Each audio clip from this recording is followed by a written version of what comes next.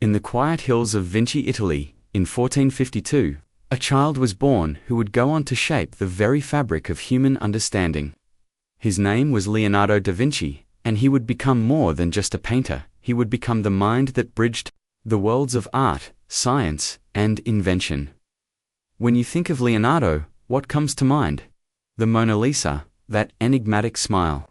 Or perhaps the Last Supper, where 12 faces gaze across time and space.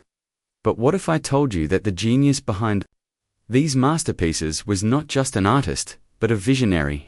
Leonardo da Vinci, a man whose curiosity knew no bounds, didn't just see the world through the eyes of an artist.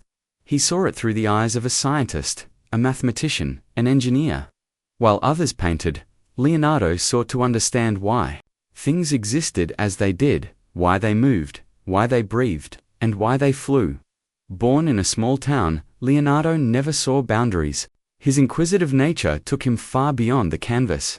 It was in his notebooks that his genius truly lived, filled with sketches of machines, human anatomy, and inventions that would only materialize centuries later. It was as if his mind was constantly ahead of its time, leaving behind blueprints of a future no one could yet comprehend. Take, for instance, the flying machine. We know Leonardo didn't just imagine it, he drew it, designed it, and studied birds to make it fly. Long before airplanes existed, Leonardo envisioned the world from the sky. And there, in the pages of his notebooks, was a dream of flight, soaring above the clouds, waiting for a time when the world was ready to take off. But his brilliance didn't end with machines. For Leonardo, the human body was another masterpiece. He wasn't just painting bodies, he was dissecting them, studying the intricate muscles, bones, and organs beneath the skin. Every stroke of his brush was a scientific experiment. Every portrait a deeper understanding of life's mechanics. He saw the body like a machine, each bone a beam, each muscle a lever. And with the precision of a surgeon, he mapped it all out, leaving behind sketches that would stun the medical world for centuries. The heart, the lungs, the muscles. Leonardo's study of the body was more than art. It was biology, it was engineering, it was the raw material of life itself. And let's not forget his machines.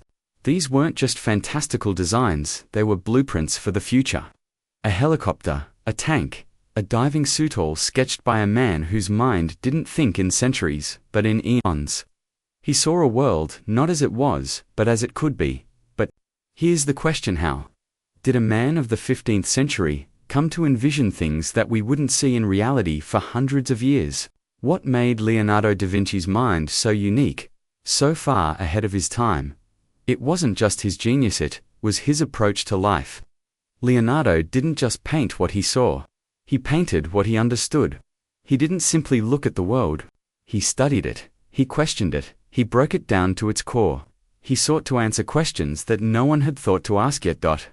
So the next time you look at a masterpiece by Leonardo, remember, it's not just the brushstrokes that make him a genius. It's the mind behind them. The curiosity that pushed him to explore the very essence of the world.